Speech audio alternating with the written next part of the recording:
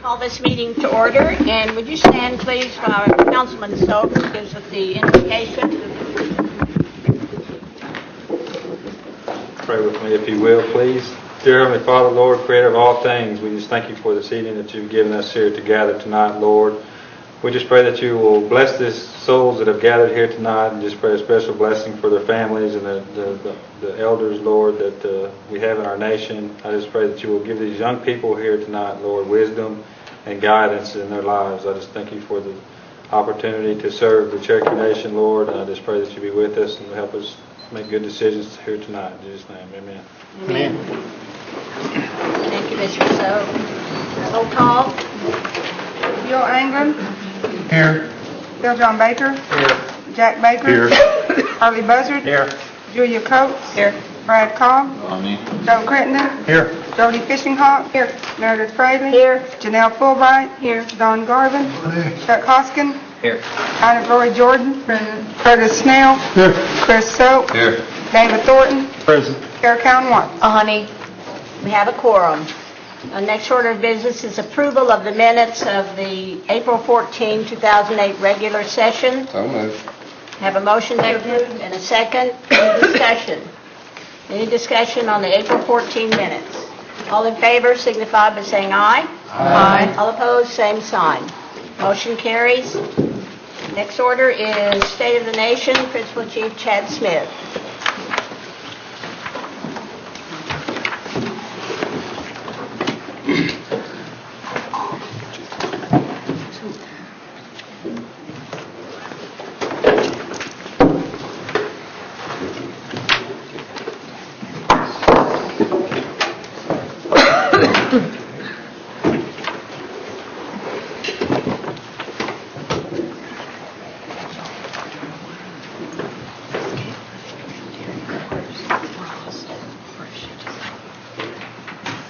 Good evening. It's my great opportunity and pleasure to appear in front of you on this May 12th, 2008, to report to you on the state of the Cherokee Nation.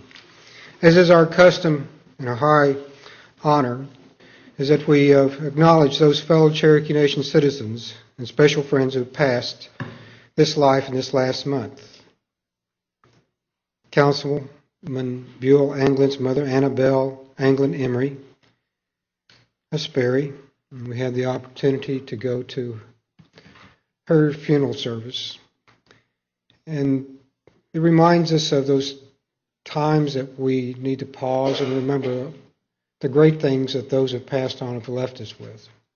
That they not be just remembered in a funeral service, but they be buried deep in our heart, our spirit, and our mind, to take us through those times of trials and tribulations. Louis Mouse, father of Diane Mouse, who runs our Cherokee First Office. Ramona Carey, mother-in-law of Tribal Supreme Court Justice Troy Wayne Poteet. Mary Golda Ross, who was born in 1908. She was an aerospace engineer who made notable contributions in aerospace technology, particularly in areas related to flight, space flight, and ballistic missiles. She was one of the first PhD women in engineering in the country. Her leadership and example was just outstanding. And I would ask at this time, are there others that the council would recognize that have passed on this month? Yes. He's a full-blood Cherokee from Mays County, and they had his funeral today. Okay. This afternoon, yes, Dorothy T, who's a Cherokee Nation member from Albert. okay, Her daughter used to work here at the Nation. okay, great, Sam Keys from Claremore. okay. Before I ask for a moment of silence, yes. Okay. Before I ask for a moment of silence, I want to reflect upon this morning. We were at the Capitol building, and they honored original enrollees. And it was certainly a delightful meeting. The two Cherokee original enrollees that we know are still with us were not able to attend, and that was Eva Cheek Gilbert from Salisaw and Asa Glenn Purcell from Houston. And if you remember Asa, up until 2 years ago, he would drive himself here during the Cherokee National Holiday from Houston. But it was when you were in that meeting, or this ceremony this morning with original enrollees from the Chickasaws and Creeks and other tribes, it began to make you think about what the last 100 years has meant. And the lady Berryhill Creek, she was 107. She was not even an American citizen when she was born, because we only achieved or received a grant of American citizenship in 1901. At 107, she was born a citizen solely of the Creek Nation. But when you look at everybody that was there and remembered those original enrollees who weren't there, we begin to think of indomitable spirits, a spirit that has lasted for them for a century.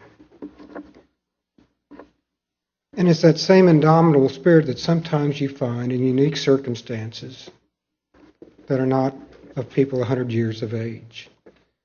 When we go to, and while we have a great opportunity to support Special Olympics, we watch those young people do their best and cannot be slowed down or intimidated or have second thoughts about excelling the best they can. And if you ever have a moment that you want to be inspired, suggest go to Special Olympics. And it's that same kind of indomitable spirit I think we would capsulate and try to instill in every one of our students, that through high school and college and their later lives, that they proceed undaunted with a spirit that cannot be dominated. And tonight we will, in a few minutes, acknowledge some of the great successes at Sequoia, because in academics and sports and engineering and such, they begin to exercise those kinds of spirits. But perhaps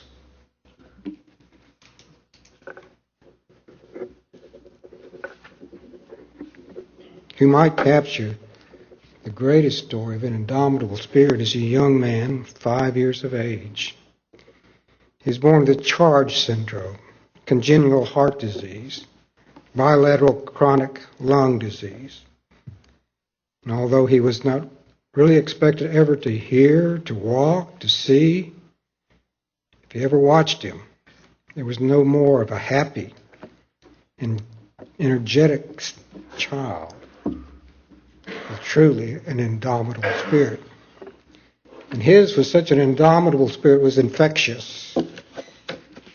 He lets you know he was not only in charge of himself and his family, but he was in charge of the world. He passed this week because of overwhelming odds of his health conditions. He was Shugs. And I think that's short for sugar. Wesley Gertie Jr., grandson of Robert and Flossie Gertie. And when you hear and see stories like him, it makes us grow closer together, take our loved ones closer, and know the great gifts that the Creator has given us. So with that, if you will, bow with me for a moment of silence.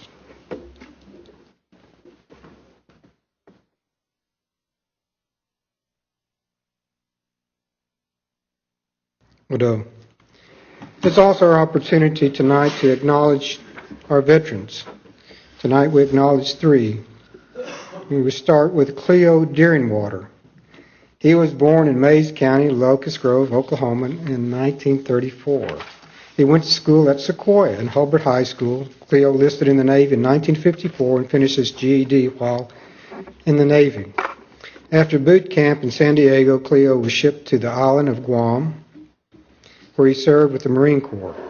He joined his main detachment of Navy Seabees in the Philippines. After he finished his duty in Guam, maybe he should have went to the Mideast. His unit patrolled Taiwan, Formosa, Okinawa, Japanese coast, Hong Kong, China. His service took him to many places, including Spain, Italy, France, Turkey, England, and Greece. In 1960, Cleo spent 2 months at sea during the Cuban crisis. He was honorably discharged in Washington, D.C. Naval Base in 1962, and for the last few years he has been one of those great contributors at Sequoia, driving the bus, encouraging the kids. He's always loved by everybody that comes about him. So Cleo, if you will come forward and let us acknowledge your military service.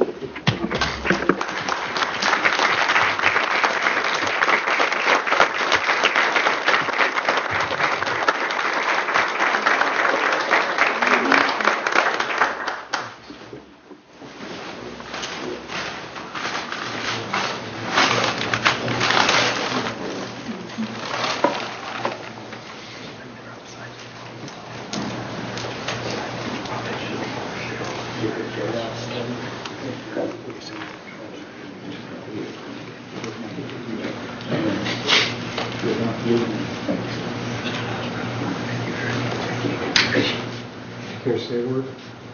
Say a word.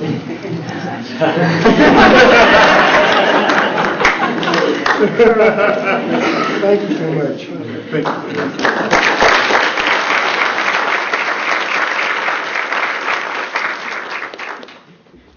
Bobby G. Rogers enlisted in the United States Navy in 1952. He was sent to the United States Naval Training Center in Bandridge, Maryland. After completing basic service, he was assigned to the Hospital Corpsman School.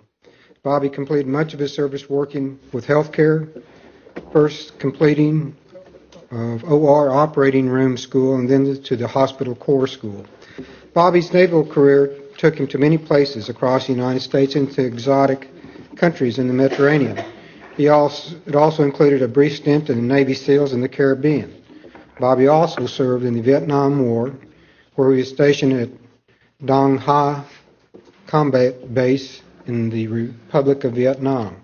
In 1969, Bobby was awarded the Navy Accommodation Medal for his work in Vietnam. In October 1971, Bobby Rogers retired from the United States Navy with 20 years service. In 1972, was awarded the Army Commendation Medal. Bobby, if you will come down and let us acknowledge your service.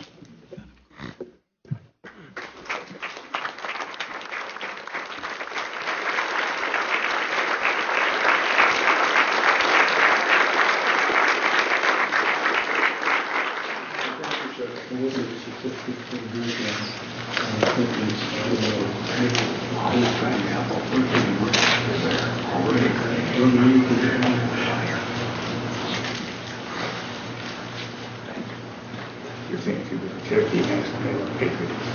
Thank you very much. Thank you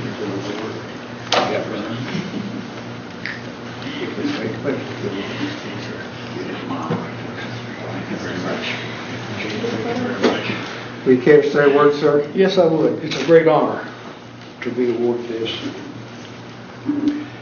There was 5 of us in the military. I had 2 Navy brothers that was in the Navy, 1 Army, 1 Air Force. They've all passed away except me. It would have been great if they could have been here with me today. But I am so honored to be a Cherokee and be part of this Cherokee nation. Thank you, Chief. Thank you, sir.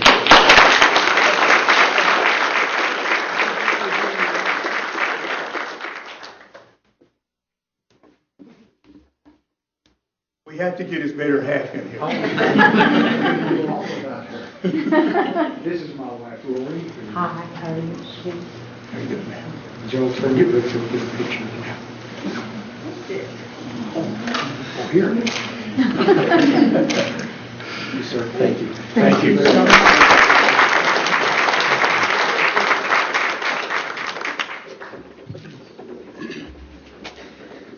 Joseph Forkiller was born in 1925, just 5 miles east of Stillwell, Oklahoma, in the Chalk Bluff community. Now, Jody, do you know where that is? Chalk Bluff? All right. Just checking. His parents were Grant Forkiller and Mary Hogner Forkiller, both original enrollees. At 18 years old, Joe enlisted in the Navy and remained in the Navy until January 1946, when he was discharged with an honorable discharge. Joe served all of his time in the South Pacific Ocean on an aircraft carrier, the USS Atlanta. That's not right. Altamaha? I think so. Okay. Going to the islands where much of the fighting took place. The China Sea was his longest trip. Joe received the following awards: American Campaign Medal, the Asiatic Pacific Campaign Medal with 1 bronze star, the Navy Occupation SVC Medal with Asian clasp, World War II Victory Medal, the Philippine Liberation Ribbon, foreign with 1 bronze star, Philippine Presidential Unit Citation, foreign, the Honorable Service Lapel Button. After his military career, Joe worked for the Oklahoma Communications and TDS system for 34 years. He retired and moved to Stillwell in the later part of 1998, where he resides with his wife, Betty J. Hill Stevens. So if you will come forward, sir, and let us acknowledge your service.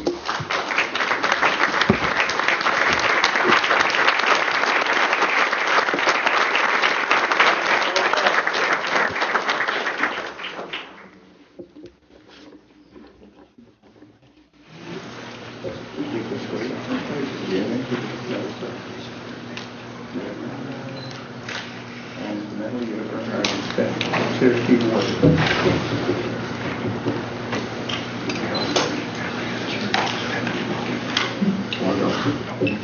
Carry some words, sir.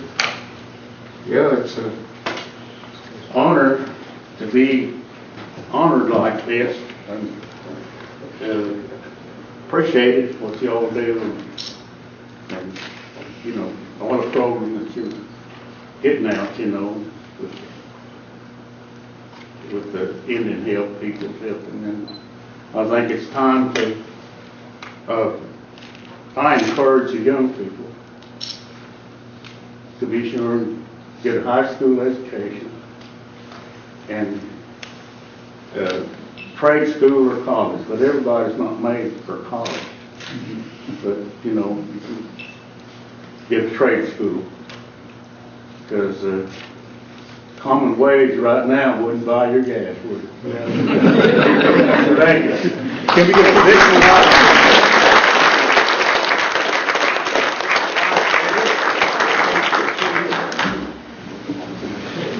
Is Joe here?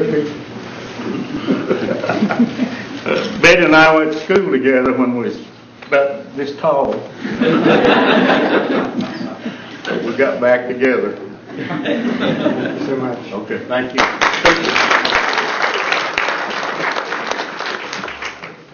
In terms of news updates, last week we went to Washington, D.C. for the D.C. Circuit Court of Appeals hearing on a case of Van versus Kepthorne, in which the Cherokee Nation asserted on appeal sovereign immunity. We anticipate a decision in that case later in the summer.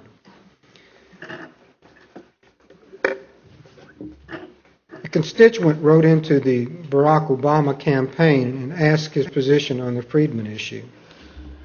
And when he was asked to reconcile his support for tribal sovereignty with his Congressional Black Caucus membership, Obama's campaign issued the following statement: Barack Obama has reiterated his support for tribal sovereignty. Senator Obama said, tribal sovereignty must mean that the place to resolve intertribal disputes is the tribe itself. Our nation has learned with tragic results that federal intervention in internal matters of Indian tribes is rarely productive. Failed policies such as allotment and termination grew out of efforts to second-guess Native communities. That is not a legacy we want to continue. With respect to the Cherokee Freedmen issue, Senator Obama said that while he is opposed to unwarranted tribal disenrollment, congressional interference was not warranted at this point. Discrimination anywhere is intolerable, but the Cherokees are dealing with this issue in both tribal and federal courts. As it stands now, the rights of the Cherokee Freedmen are not being abrogated because there is an injunction in place that ensures the freedmen rights to programs during the pendency of the litigation. I do not support efforts to undermine these legal processes and impose a congressional solution. Tribes have a right to be self-governing, and we need to respect that, even if we disagree, which I do in this case. We must have restraint in asserting federal power in such circumstances. For that, I certainly respect Senator Obama. Even though he may not agree with us on the issue, he respects the sovereignty and the right of our courts to settle this issue. He also went on to reiterate his support for fulfilling treaty obligations to tribe. He said that the Cherokee Freedmen issue highlights the larger issue of unfulfilled treaty promises made by the federal government to tribes. It is these promises that Barack is most concerned with as a future president. Barack understands that the federal government owes a legal and moral obligation to tribes to provide health care, education, and other essential services to tribes. This is not a handout, but compensation for millions of acres of land relinquished by the tribes. And we certainly hope that the balance of Congress will follow the wisdom of Senator Barack Obama. We also continue in negotiations to move forward on contracting operations of W.W. Hastings Hospital. We certainly appreciate the involvement of the Tribal Council in the negotiation process. Further discussions will be held during the Tribal Council Health Committee meetings tomorrow. We will keep everybody updated on the progress of those negotiations. Program updates. The Cherokee Elder Care recently held a ribbon-cutting ceremony for the new facility in Tahlequah. This elder program is open to all seniors as part of the federal program of all-inclusive care for the elderly, and it's the first such program in Oklahoma, and the first sponsored by a Native American tribe nationwide. We've had a great host of events this last month. The Sequoia Alumni Association held their 63rd annual reunion. Stillwell Strawberry Festival was well attended by the Cherokee Nation programs and citizens. Our Indian Child Welfare Program float received top honors in the civics category, and our immersion class float took second place. The Cherokee Nation recently hosted a youth stickball tournament at Peavine in Adair County. 5 schools participated, including Kenwood, Bell, Delaney, Peavine, and Rocky Mountain. The Cherokee Nation Marshal Service signed a cross-deputization with the city of Ramona in Washington County. And after heavy rain and high winds stormed across Oklahoma in April, the Cherokee Nation Emergency Management Team members assisted organizations to assess damage and cleanup in Adair, Delaware, Mays, and Sequoia counties. Additionally, today, Cherokee Nation sent a truck loaded with water, hygiene kits, and food rations to assist the tornado victims in the community of Pitcher in Ottawa County. And tonight we get to acknowledge some of the great contributions by those students at Sequoia High School. There's been a number of individual standouts. Lauren Hammer just recently received a scholarship and signed with Mercer University to play softball. Is that right? No, basketball, excuse me. Angel Goodrich is going to Kansas. Nathan Stanley is going to Ole Miss, and Cody Poe is going to Dartmouth, where he'll play football also. But at this time, is Coach Noble here? Okay. Back to basketball playing. Okay. Well, Coach, can you help us with the introduction of the girls' team? Yes. Okay. I'd like to bring Coach Griggs down. He's our athletic director. And he's bringing that lady's going to play softball at Mercer, right? No, it's basketball. But she can play either one. Okay, would ask the girls' basketball team to come down? There's only 5 of us. Lauren's going to do I'll- that. She's going to do the introduction. Yes. First, we have a senior, Mariah Norwood. We have freshman Lauren Keene, sophomore Andy Pickup, and sophomore Lindsey Dry. And I'm a senior at Lauren Hammer. And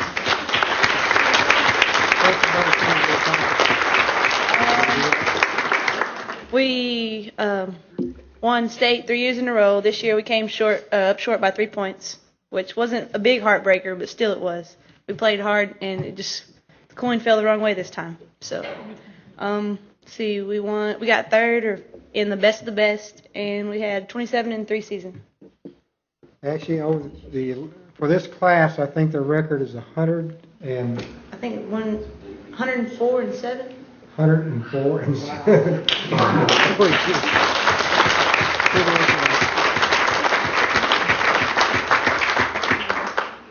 And you've often heard me talk about the greatest product at Sequoia is the statesmanship and sportsmanship. And I'll tell you, when they lost the heartbreaker, you could never be more proud of a group of kids and fans.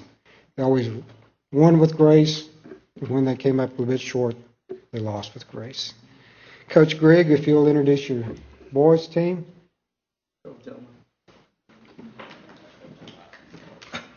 You can see that I got some of them off the playground. It's springtime. Some of them's in love. Some of them's got things to do.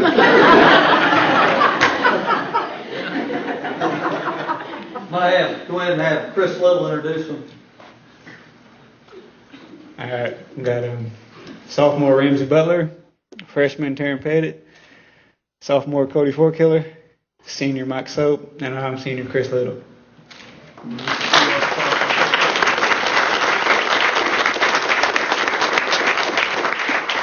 Now, I did get a kick out of Cleo because I've been around him for, I guess, about 11 years, and I've never seen him that quiet. So he could have said a few words if he'd had to.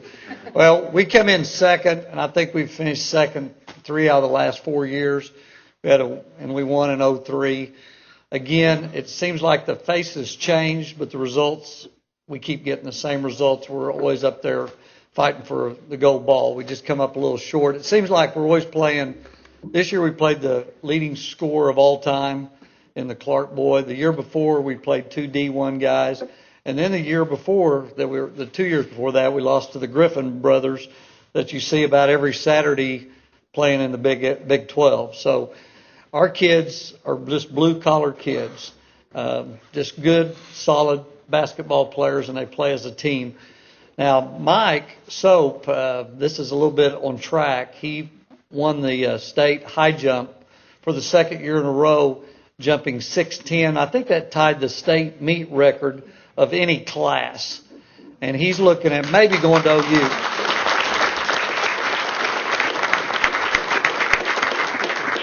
Some of these will not get to come. We had Lee Shoto. I think he doubled in the mile, or the 1,600 meters is what it is now. And I believe our 1,600 meter relay team, 3rd year in a row, that they've won the 1,600 meter relay in the 3A competition. So our track has really done well. In fact, that's really grown a lot since I've been there. Used to, we only had about 5 kids, girls and boys, and I think Sam will take close to 50 to a track meet, boys and girls combined. Also, our slow pitch team, we were pretty well disappointed. We were ranked number 1 most of the year this year, and we got beat in the semis by Blanchard, who had beaten last year to get to the finals. But as far as our athletics, we were right there at the top of the heap. I think we're going to come close to winning the school of the year as far as our class. But I have to kind of agree with the chief. I think our kids represent our school and our nation in a way that you would like them to do. I think when we lose with grace. We win with grace. And I think that's just a compliment to the parents, grandparents, friends, and the way they've been raised. So anyway, thank you.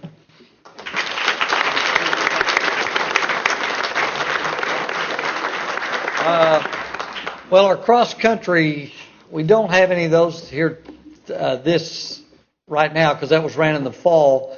But the cross country program is our best program as far as I think Sam's won. Now I say Sam's won. The kids have won 9 state championships on the boys' side and 2 or 3 on the girls' side. I lose track when he keeps carrying in all those trophies. But again, our football, they went 10-0 in the regular season. I was trying, baseball won district for about the fourth or fifth time in a row. As far as, since I've been here, the athletic program is, and not that I have anything to do with it, I'm just talking about the kids we're getting. Our school has kind of become, as you know, the school of choice. We've got people wanting to come to Sequoia, where used to, we had to go out and beg them to come. And now we have a waiting list for students to get in. So if you come down there, and like I said, I had 2 graduate at Sequoia, and they came from what I thought was a good school system, Inola. I still live over there. But I'm telling you right now, they got here, they made lots of friends. One of them, my daughter's graduated from Northeastern. Now, my wife doesn't like me to say this. She's coaching. My son, hopefully, will graduate next year. He's going to coach.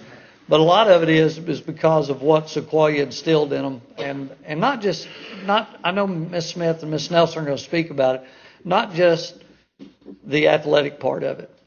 One of the veterans said what it is. Most of these people are not going to make their living playing athletics. It's going to be their education. And I agree. A gallon of gas is going to be outrageous. So they're going to have an education to get a good job and make a good living for their family. So at our place, I know a lot of times people think coaches, all they care about is the winning part of it. But I try to combine, and I think all our coaches do, the education part and the athletics. And again, I'm not recruiting, but if you have youngsters that and not have to be athletes, wait till Miss Smith tells you about her part. Hey, Sequoia is a great place to go, and it has really come a long ways, and I don't think you'd be disappointed. Thank you.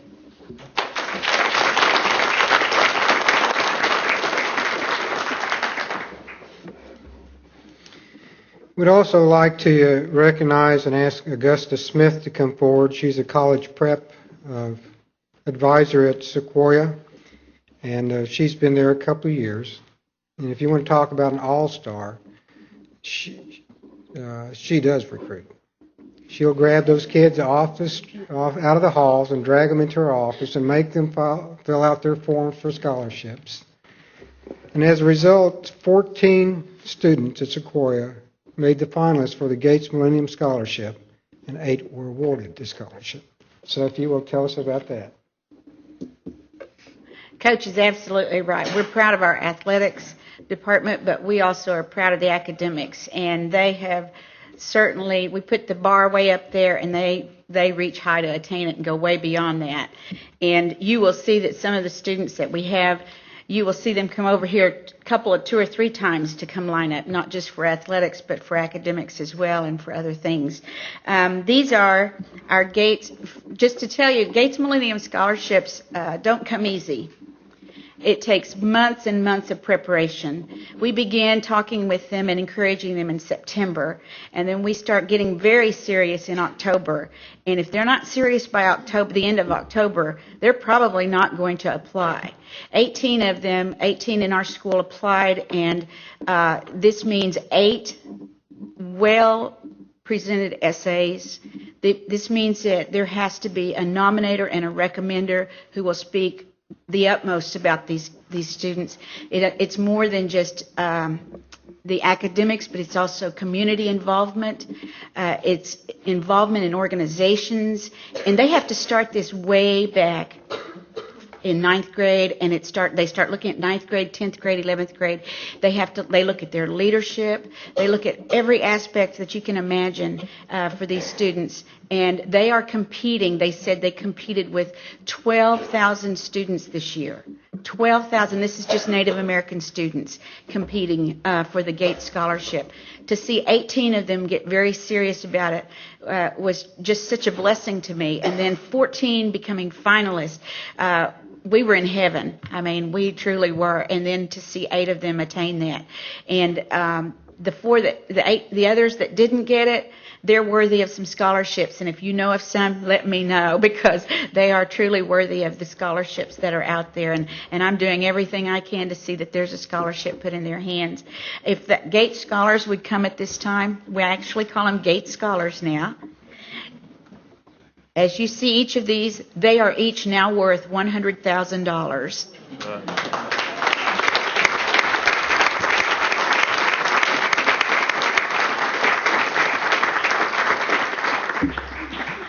I'll start at the end. This is Cody Poe, Eastern Band Cherokee, and Cody is planning to go to Dartmouth, not only to play football, but to become a doctor. And I told them, I said, I hope one of them goes into geriatrics, because I'm getting right there close. And the next one is Colton Holmes. Colton is, you'll see him you see him everywhere, football, and Colton is now planning to go to Oklahoma State, right? Yay. And you know Lauren. Lauren is just all-around student, every which way. You see Lauren everywhere you turn around. And if you don't see her, she'll make sure she sees you and grabs a hold of you. And Lauren is, of course, planning to go to Mercer. And then Cassie Smith. Cassie, she was our latecomer saying, I don't think I can finish it, Miss Smith. And we sat there till almost midnight, and we got everything in, and Cassie got it. And Cassie is planning to go to Oklahoma State. And Anthony Beaver, let's see, these are the Cherokees that you have here. And then Anthony Beaver is Creek. And Anthony Beaver was playing football, and then he started coming to me. He was in my class this season, this part of the year, but he began coming for scholarships and college admission forms way early in the year. So I knew him way back.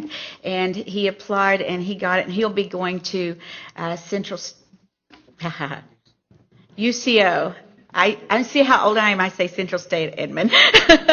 University of Central Oklahoma at Edmond. And he is planning to look at business. What else? He's still kind of he's kind of wavering in the medical field too. So they've got time. They've got time to find out what they really want to do. We have some that didn't get to come with us tonight, and that's Feather Smith. And Feather is our junior Miss Cherokee, and she is with the Cherokee Choir right now in California.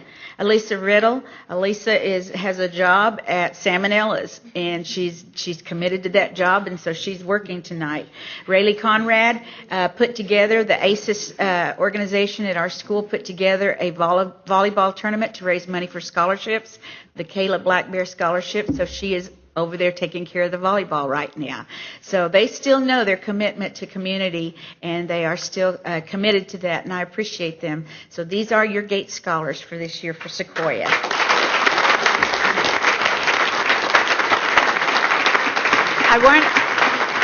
I want to be sure to recognize it's not me by myself. I can't do this all by myself. Deborah Nelson. Deborah, would you stand? Or come on up, Deborah. Come with us. Because she certainly is a part of this group. Deborah Nelson is from Stillwell, and she has been a counselor there, I think, completed 3 years now, 2.5. And Deborah, she keeps everything in check. I check it, then she checks it, and then I check it again, and then she checks it again before anything goes out. And these are essay writers, let me tell you.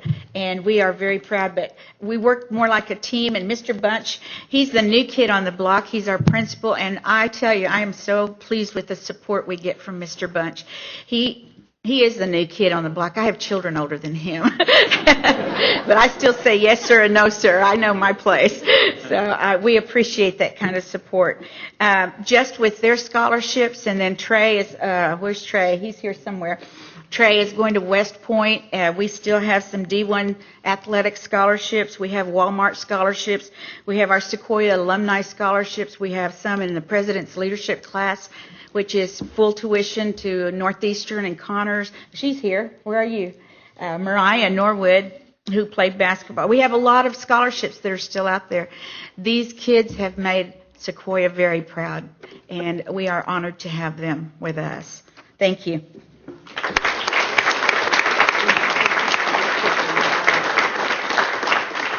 If you're available, we will have an awards program Friday at 12:30 in the new gym? Old gym. The old gym, Friday 12, and that's when you'll hear about some of the scholarships. The other ones, not just Gates. Okay. I have one more group. And I appreciated what the veterans said, because when they come into college prep, that's one of the things we say. We know that not everybody is going to feel like they are college material, but we say anything. If you go into the library, it says life after high school.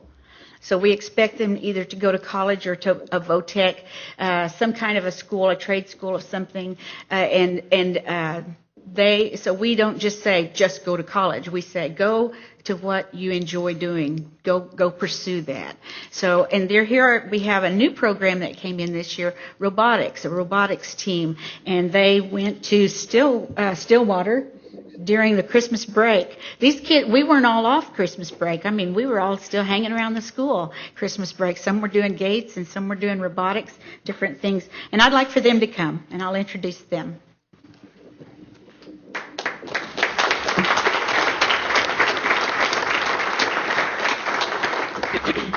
Just as I said, you'll see some go to the different groups each time. And because that tells you what well-rounded students we have. They get involved in many, many things. This is the team that represented Sequoia at Stillwater. Cody Poe is at the end. Colton Holmes. Tess Hardison, if you don't recognize her, she's also one jumping cheerleader all over the place. And she was a what do we call that one? All-American cheerleader, and representing us at the Orange Bowl this year. Logan Francis is right beside her. Trey Francis, that's little brother and big brother. And then here is Aaliyah Willie, Megan Williams, and Ross Reeder. This is the robotics team that represented Sequoia High School.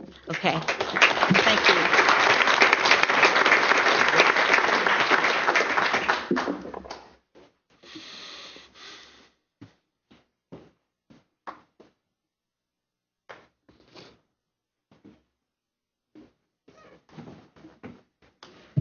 The robotics team is some evidence that we want to get very serious about math and science and equip our young people in the days to come.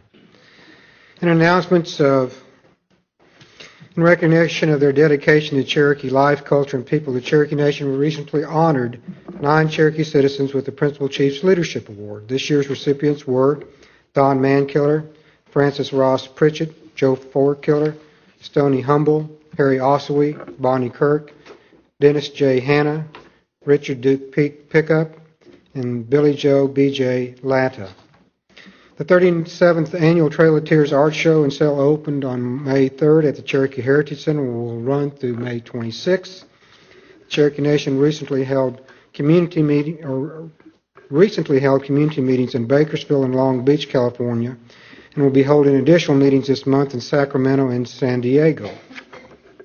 And as a closing story, we had the opportunity last night, well actually Saturday night, to go to the Juvenile Diabetes Research Foundation Gala as a fundraiser to find a cure for type 1 diabetes. If you don't understand the difference between type 1 and type 2 is what we generally see, that people contribute to that imbalance of sugar by lack of activity or poor choice in diet. But type 1 diabetes is not dependent upon lifestyle, and it particularly attacks children, 3, 4, 10 years old. And so the foundation was raising funds on this Saturday night, and it's the 4th year they've done it in Oklahoma, in the Tulsa chapter. C&E bid on the championship strawberries at Stillwell. They paid $3,500 for a flat, and when pretty good strawberries. Unfortunately, I didn't get to taste them, but so they purchased the award-winning flat of strawberries, and when Gino Elia announced what they were going to do with them was to take them that evening to the gala and let them be auctioned again, where they received another $2,500. Other bidders and producers started donating flats of strawberries. Jim Means donated the 5th and 6th award-winning flats, valued at $1,700 and $1,500 because he has children that has diabetes. And before Gino Elia left, she had 7 flats of award-winning strawberries to be auctioned off that evening. And so I guess I'll be renaming the gala to this second Strawberry Festival. It shows you how all of our community gets behind our people when there's challenges to be faced. Thank you so much for the opportunity to appear in front of you this evening. Whatever. Chief Smith, I'd like to include an item on your State of the Nation, if I may, and acknowledge 4 California residents who are Cherokee citizens currently living in California. They are Charles Twist, William Van Landingham, Ernest and Enid Hull. And I want to turn that over to you. Mr. Twist, I would like to turn the rest of it over to you.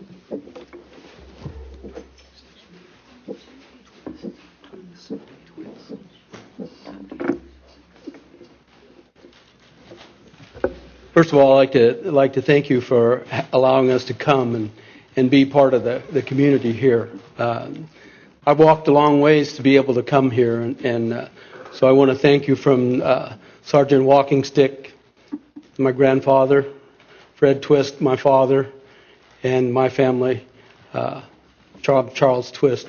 I'm from Bakersfield, California, and I was raised here out by Locust Grove, born there. And we moved to California. And so tonight we want to thank you for what you're doing. And so we want to honor first Principal Chief Chad, if we could. We have we want to get the plaques first. Yeah. We have a couple of gifts that we'd like to give, and thanks for what's going on in California.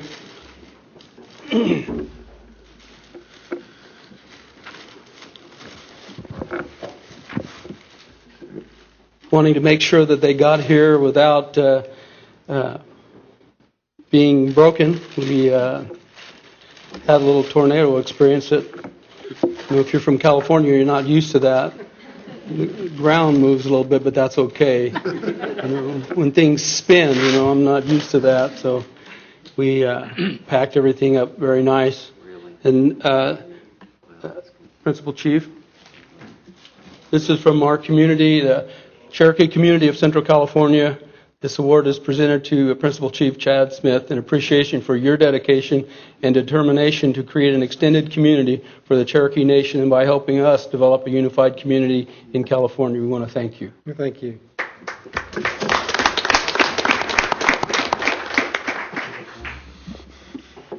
And for Deputy Chief Joe Grayson,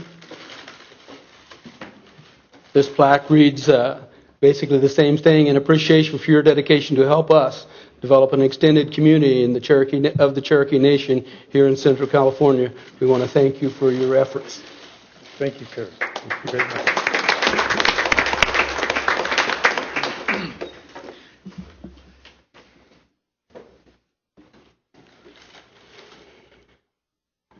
We also have a award here for this tribal council for your efforts, for what you've done to help us become who we're becoming. So I'd like someone to accept this.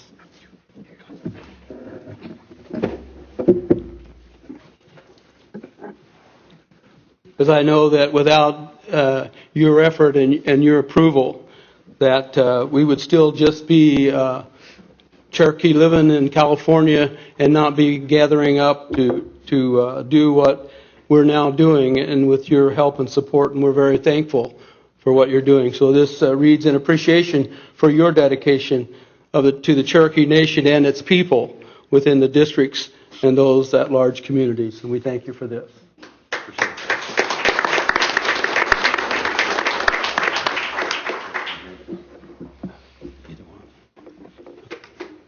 And this person is very special to us because this is one of the first people that I met, and so I'd like Frida Van to come.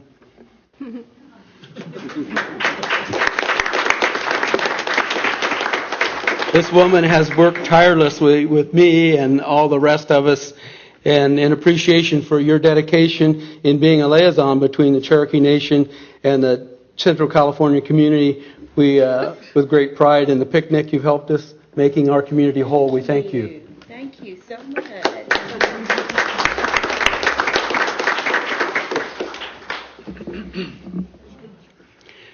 And I think this person has been very instrumental in everything she said at our first meeting and helped us organize. So I'll ask Julia to come at this time. This award is presented to Julia Coates, Tribal Council at Large Representative, in appreciation for your hard work and dedication as a liaison between the Cherokee Nation and the communities outside its borders to create our Cherokee community as a contact point and to be part of the Cherokee Nation. We thank you for your work. Thank you.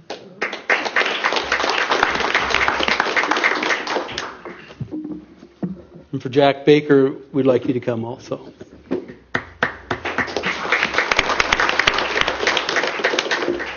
In appreciation, Jack, for your efforts and your hard work and dedication as a liaison between the Cherokee Nation and this community outside its borders to create a Cherokee community as a point of contact to learn and be part of the Cherokee Nation. We thank you.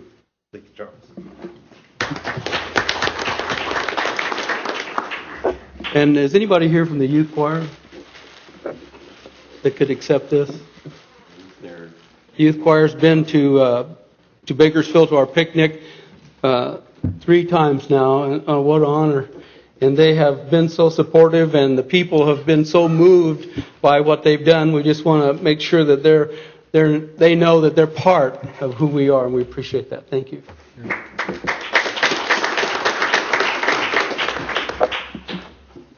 And we brought part of Bakersfield here. So, Principal Chief, if you would come, we have a special gift for you, and I'm sure you'll enjoy that. It's not something you put on the wall, but it's something that you can make use of. It's cake. It's cake, all right. What do you think of this? This is, and for Chief Joe, Deputy Chief, if you'll come, we also have a gift for you too. Thank you very much, sir. All right, thank you. I think I'll start on mine. A little story. This is how this all got started in Bakersfield, California. So I'd like Kara to come.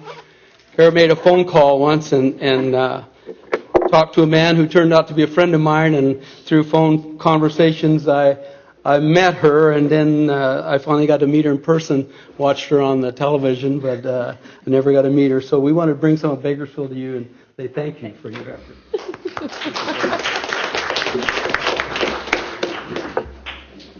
And Frida, if you'd come one more time.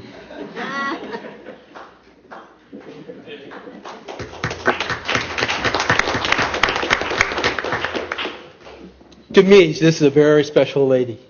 Thank you. Gold, no. A bar of gold. And if you could just allow me a couple of words. My family moved to California during the war and became part of the war effort, moved to Oregon, and then moved down to Bakersfield.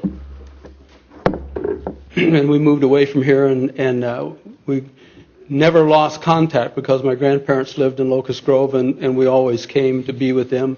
I had an aunt that lived here, and she just passed away.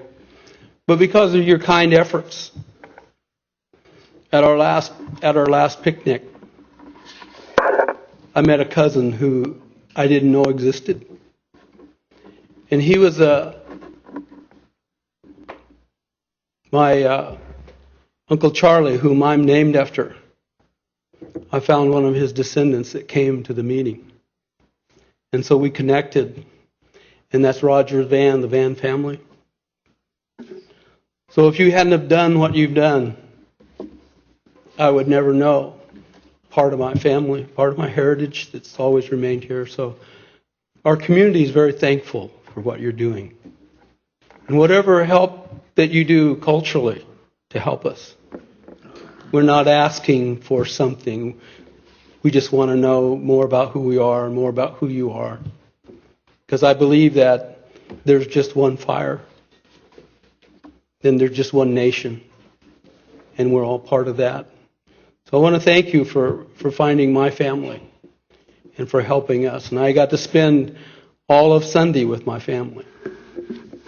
I had never done that before. I'll be eternally thankful for that. And so are my children. Now they have pictures of of family that they didn't know. So the journey out here, I've walked a lot of miles for this opportunity and this day. But before my father died, the night of his passing, he told me to start a community. And so I didn't know how to do that. And I got a phone call. And I got somebody that wanted to work and help me. And I had a man who stood behind us and people that have helped us. And we're thankful. Thank you for allowing us this time. Thank you.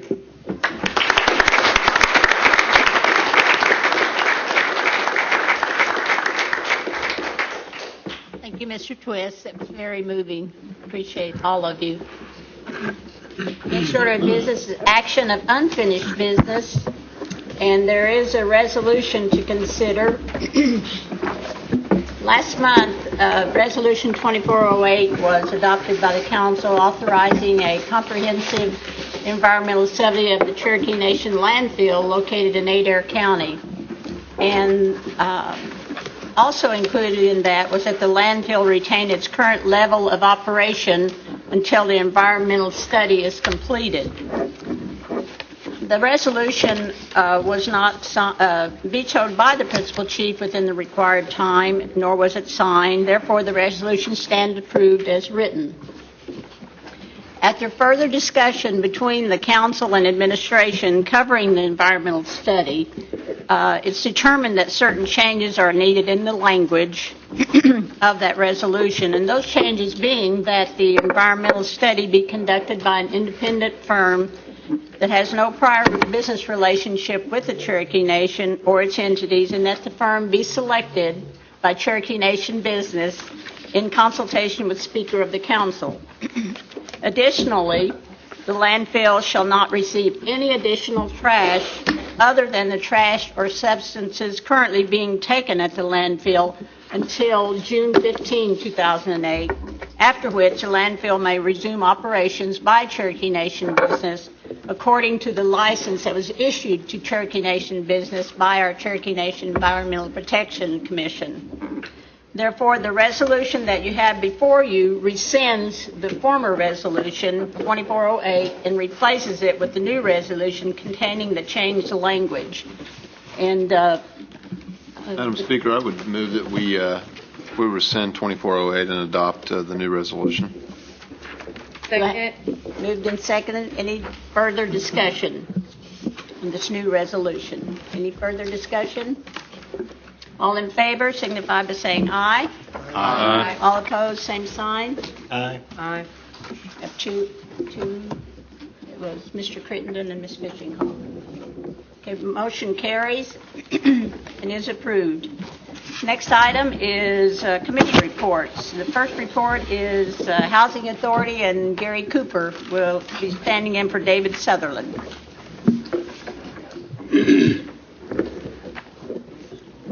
Good evening, Gary. Good evening. First, I'd like to say to all the councilwomen who are mothers, I hope you all had a happy Mother's Day. I am Gary Cooper, and I'm with the Housing Services Group. David is attending the National American Indian Housing Council's annual convention this week, and he's asked me to come and give a brief report.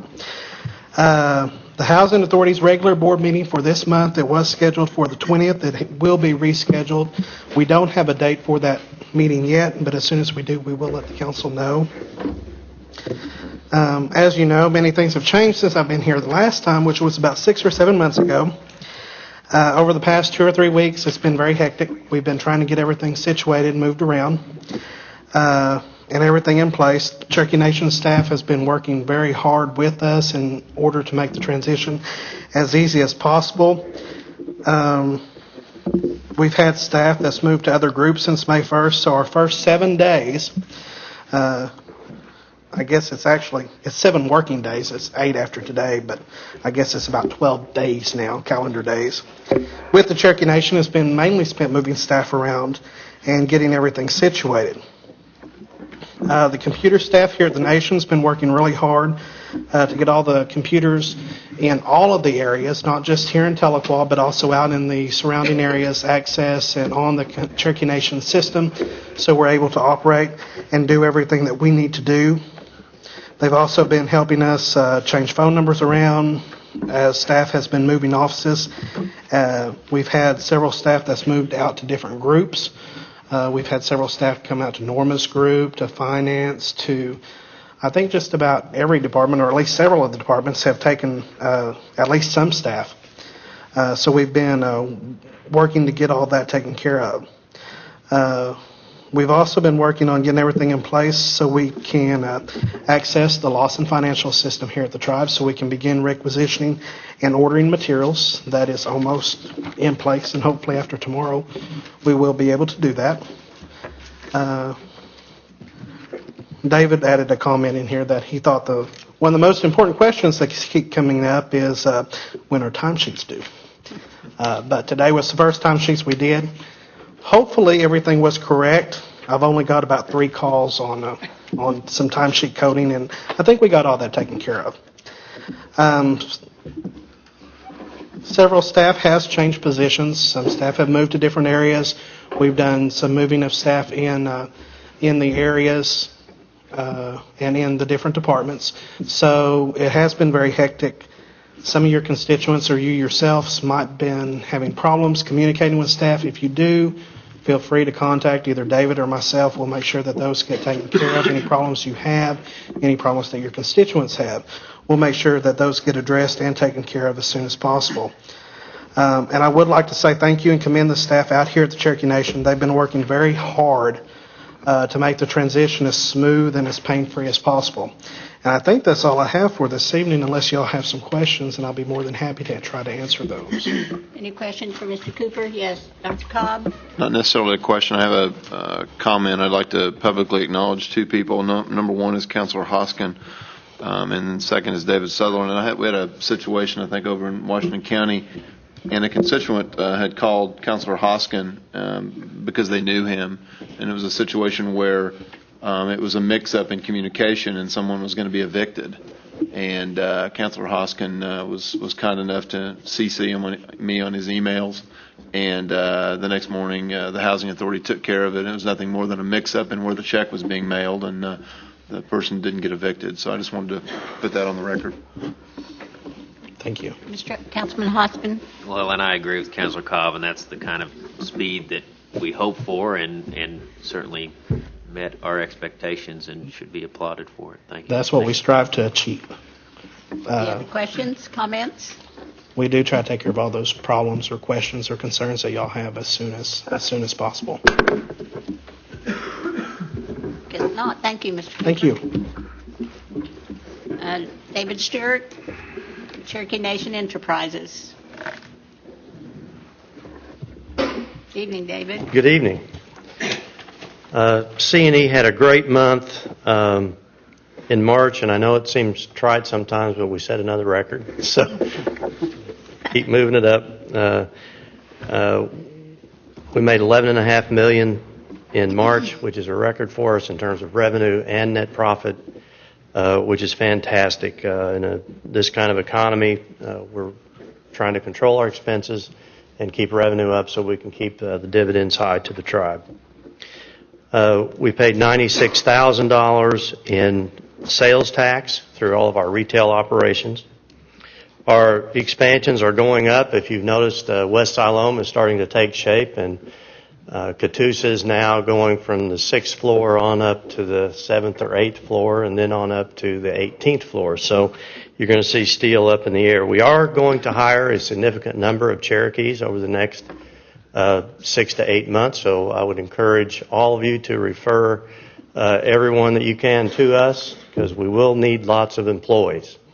And we actually have a referral program that will pay a little bit of money if you refer someone to us that is Cherokee and we hire. So we're looking for that. Not the council, no.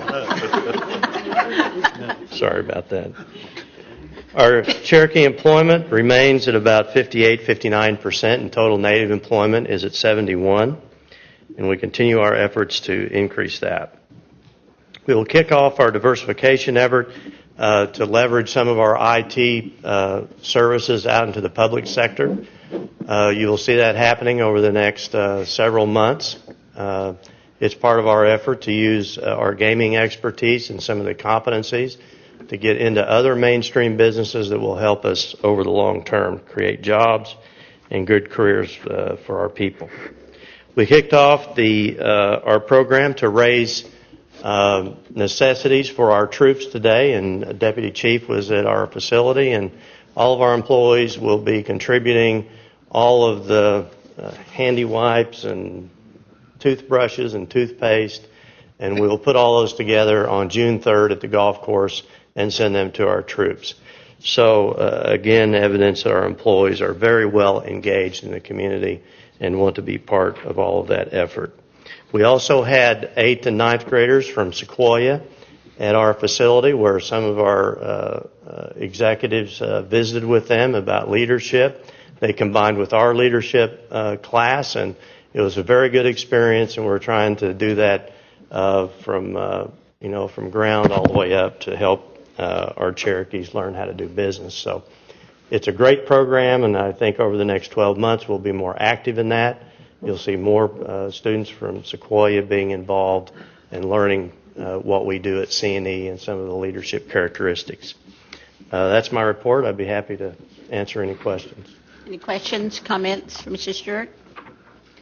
Congratulations on increasing revenue. Where I read where many of the gaming facilities' revenue is down and yours are continuing to rise. Do you know why that is? Oh. We just have really good people. You knew the answer to that. Thank you. Well, it is going down generally throughout the country. We are not so tourist related with trade, so travel is not as critical. Most of our customers are come locally, and so we really focus on giving them a good experience and keeping them coming back. And also we're focused on reducing cost.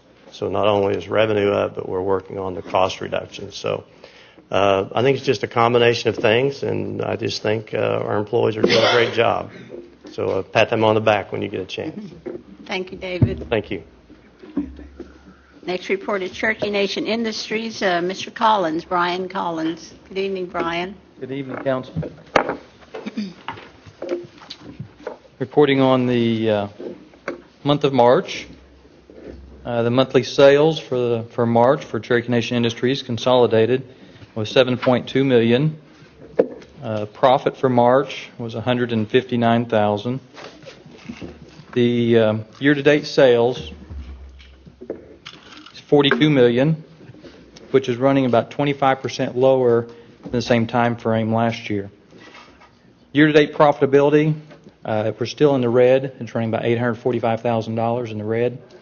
A lot of that cost or that loss was primarily in areas of, we had some large medical claims in December and January.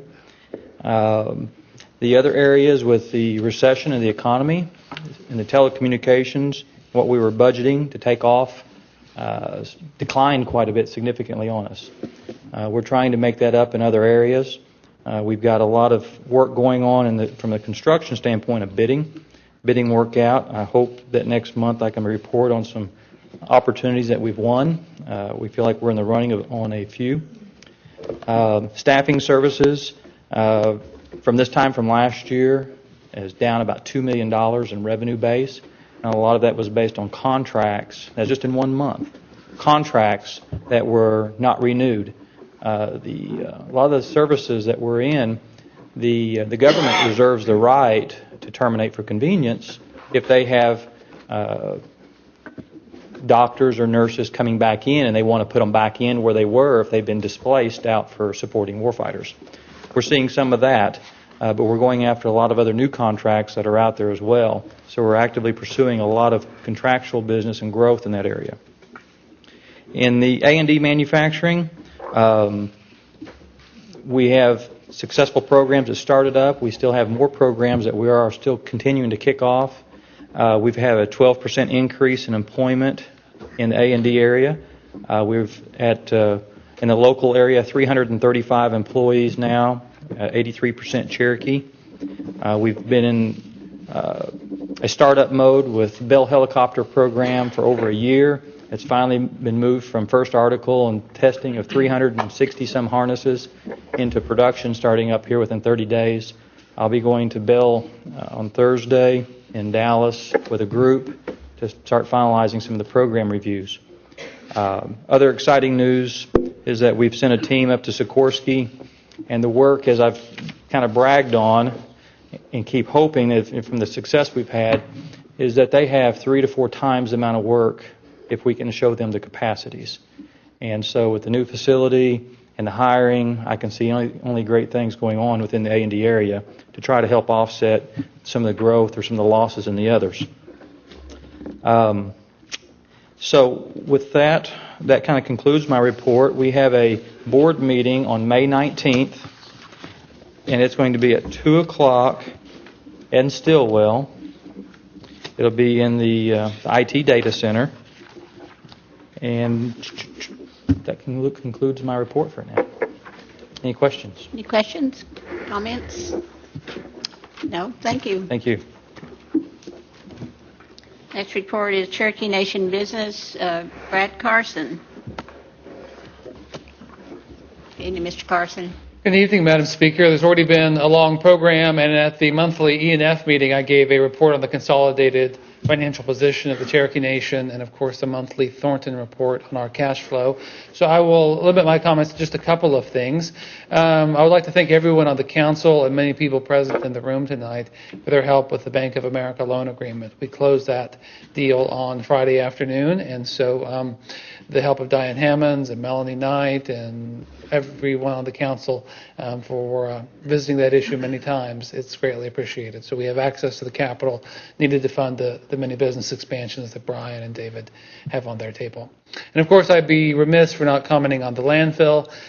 We are taking away from the landfill about 100,000 or more gallons per day from the leachate pond there. There's now 2 inches of freeboard, and I think Mr. Elkins from the EPC would tell you we are in compliance with all of the various requirements that are being put upon us. And so we appreciate everyone's help on that, working with many of the councilors on that, and we are proceeding apace with the environmental study that has been talked about already this evening, where we can reassure everyone of the situation at the landfill. And of course, we will keep the council involved in the selection of the vendor and the results of that vendor's testing. With that, I'd be happy to answer any questions, Madam Speaker. Any questions, comments for Mr. Carson? No, thank you. Thank you, ma'am. This item, order of business, is old business, none pending. We move on down to new business. Yes, Madam Speaker, I would like to request to amend the agenda. We've got one legislative act that was inadvertently omitted from the agenda that passed out of the April Rules Committee that I would like to add, and then also with that 4 resolutions that have to deal with the EPA grants that we want to make application for, and these are time-sensitive application grants. And so these were approved in the Resource Committee held this afternoon, and if you'd like, I'd read these and request that they be amended to the agenda in total. Is a legislative act amending Title 68 tobacco tax, and then a resolution authorizing an EPA grant application for the 2009 General Assistance Program. Mr. Soak, may I interrupt just a moment? Sure. The first one, legislative act, that would be under new business, item 9. Correct. Okay, and then next one you said would be item 10? Yes. Okay, thank you. And then a resolution authorizing CDC grant application for health promotion and diabetes prevention, which would be 11, I'm sorry. An authorization authorizing the submission of a proposed to the EPA for lead certification accreditation. And then once again, a resolution authorizing a submission of a proposal to the EPA for a municipal solid waste project. And that would be item 13. Second. Motion and a second to amend the agenda. Any discussion? All in favor signify by saying aye. Aye. All opposed, same sign. Motion carries. Madam Speaker, I'll Yes. have an amendment to the agenda, if at all possible. Right. I thought that would be 13, but that might be 14 at this point. It's a time-sensitive grant application to the CDC. It's 14. I think that's 11. And which one is that, Dr. It's Cobb? the traditional foods grant application. Yes, that was To 11. the Center for Disease. That's number 11. Is it 11? Yes, uh-huh. Okay. All right. Continuing on. Any other questions or comments before we continue? Okay, item 1 under new business is a resolution authorizing a grant application to Department of Agriculture for a housing preservation grant. Councilor Buzzard? Madam Speaker, I'll make the motion to approve this grant. Second. Moved and seconded. Any discussion? Any discussion? All in favor signify by saying aye. Aye. All opposed, same sign. Okay, item 2 is a resolution approving the 2007 Indian Housing Plan as amended and authorizing its submission to HUD. Mr. Buzzard. Madam Speaker, make this in the form of a motion. Second. Moved and seconded. Any discussion? All in favor signify by saying aye. Aye. All opposed, same sign. Motion carries. Item 3 is a resolution approving the 2008 Indian Housing Plan as amended and authorizing its submission to the Department of Housing and Urban Development. Mr. Buzzard? I make this in the form of a motion. Do I have a second? Second. Moved and seconded. Any discussion? All in favor signify by saying aye. Aye. All opposed, same sign. Motion carries. Item 4 is a resolution authorizing the placement of land in trust at Talentiski. Councilor Baker. I'd like to move that we accept this. Second. Moved and seconded. Any discussion on item 4? All in favor signify by saying aye. Aye. All opposed, same sign. Motion carries.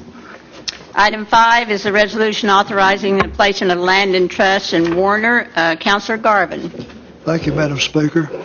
In the real estate business, the 3 most important things are location, location, and location. This 90 acres sits right on I-40 and Highway 2 in the southeast corner. Excellent area, has lots of possibilities. The purpose of this resolution is to authorize the United States of America to place in trust for the Cherokee Nation tract of land referred to as Warner I-40, containing 90 acres more or less. The subject property is within the mandatory trust acquisition area as provided to the Cherokee Nation Public Law 107-331, also known as the Arkansas Riverbed Settlement. I move for the approval. Second. Moved and seconded. Any discussion? All in favor signify by saying aye. Aye. All opposed, same sign. Motion carries. Item 6 is an act amending the Children's Code relating to background checks for individuals working with children. Ms. Watts. Thank you, Madam Speaker. I am proud and honored to tell you that every council member has signed on as a sponsor to this legislation. It was critical legislation that I appreciate Ms. Hammond's office, the Attorney General's office, their great contributions, as well as our child care workers and all the efforts that were put into this on updating our codes and making sure to strengthen them to protect our children, those under 18 in the Cherokee Nation. So I greatly appreciate your support, and I move to approve. Second the motion. Moved and seconded. Any discussion? By acclamation, Ms. Watts? Yes. All in favor signify by saying aye. Aye. All opposed, same sign. Motion carries. Thank you, Madam Speaker.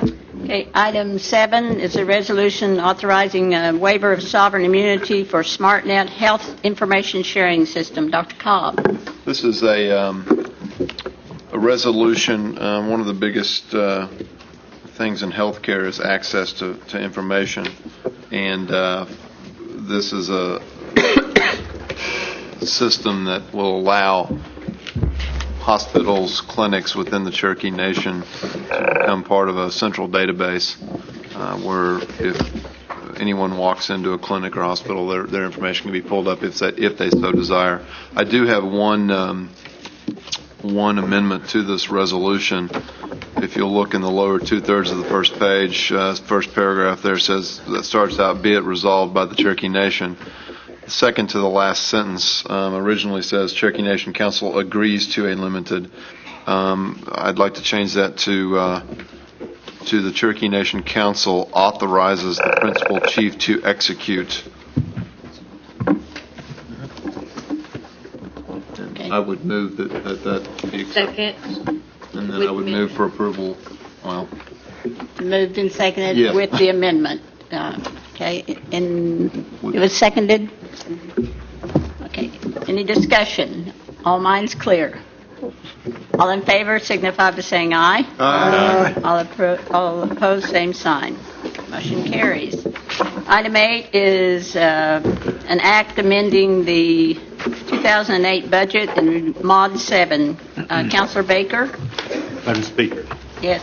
this mod increases the budget by $8,800,000. It brings it to a total of $453 million. Excuse me, $8,800,000 to a total of $453 million. It has about $800,000 to the food distribution program. It has $1,800,000 for housing.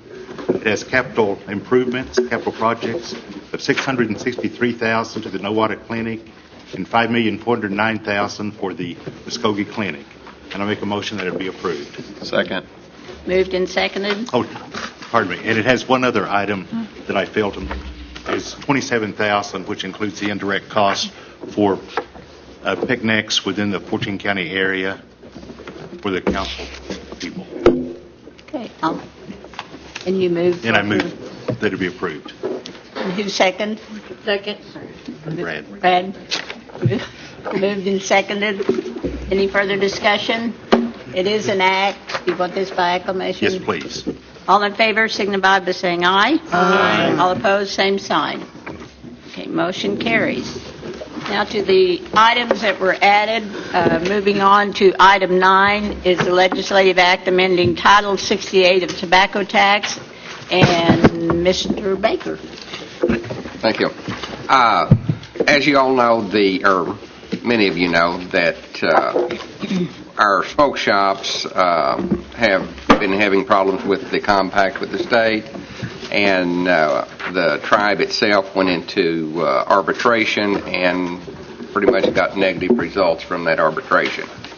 So in order to keep our smoke shops, give them a little bit of breathing room until we can get back with the state and come up with a livable compact that gets them back on a playing field that they can survive with.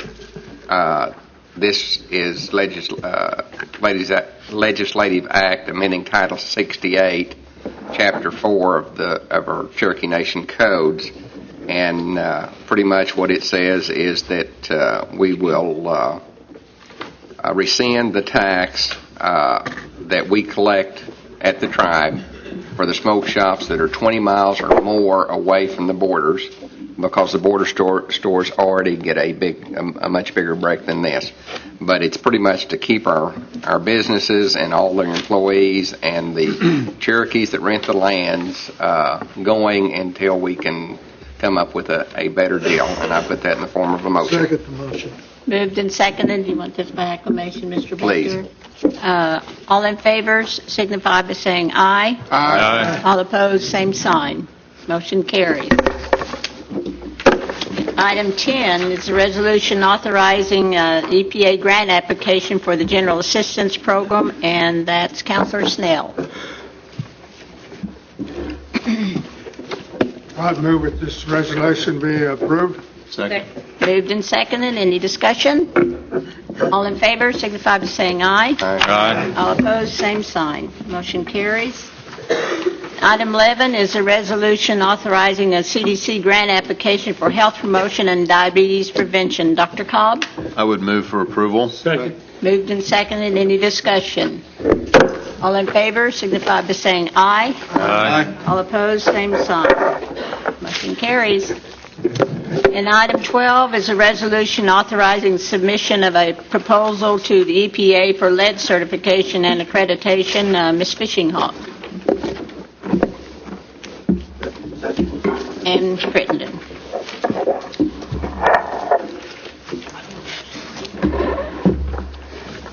Move for approval. Second. Moved and second. Any discussion? All in favor signify by saying aye. Aye. All opposed, same sign. Motion carries. Okay. Finally, item 13 is a resolution authorizing submission of a proposal to the EPA for a municipal solid waste project. Ms. Cowan Watts? Move for approval. Second. Moved and second. Any discussion? All in favor signify by saying aye. Aye. All opposed, same sign. Motion carries. Okay. Now, are there any announcements? Just there's a correction.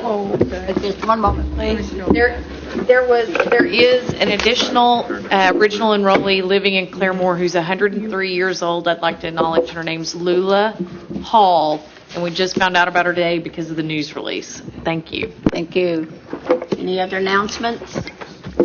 Madam Speaker, Yes, Mr. Anglin. I just have one quick one. I'd like to let everybody know that Sperry just won their state championship in baseball, 15-2, and they did it in the arms of 2 Cherokee citizens, and one of them you'll be hearing about from now on. You'll watch him probably play baseball on Sundays. He's one of the most sought-at pro players out of high school. And he's coached by one of Don Garvin's old students.